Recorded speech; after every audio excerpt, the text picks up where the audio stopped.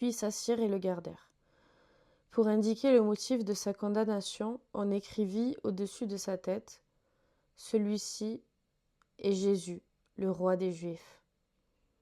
Avec lui furent crucifiés 2 brigands, l'un à sa droite et l'autre à sa gauche.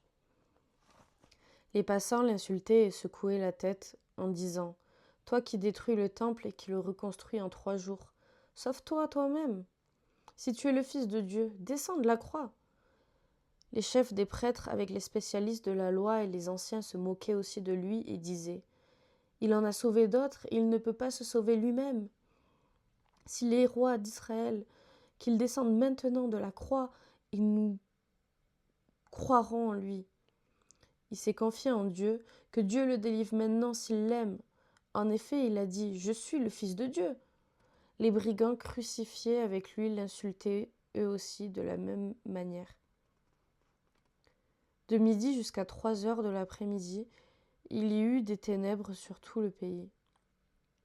Vers 3 heures de l'après-midi, Jésus s'écria d'une voix forte « Élie, Élie, lama sabachthani » c'est-à-dire « Mon Dieu, pourquoi m'as-tu abandonné ?» Quelques-uns de ceux qui étaient là, après l'avoir entendu, disaient « Il appelle Élie ».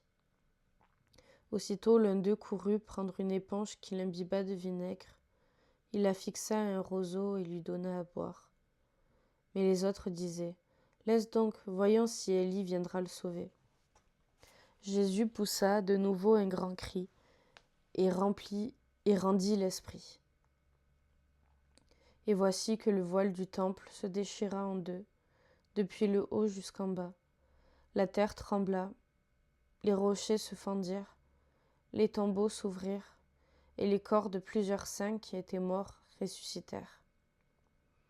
Étant sortis des tombeaux, ils entrèrent dans la ville sainte après la résurrection de Jésus et apparurent à un grand nombre de personnes. À la vue du tremblement de terre et de ceux qui venaient d'arriver, l'officier romain et ceux qui étaient avec lui pour garder Jésus furent saisis d'une grande frayeur et dirent « Cet homme était vraiment le Fils de Dieu. » Il y avait là bien des femmes qui regardaient de loin. Elles avaient accompagné Jésus depuis la Galilée pour le servir. Parmi elles figurait Marie de Magdala, Marie la mère de Jacques et de Joseph, et la mère des fils de Zébédée, mise au tombeau du corps de Jésus.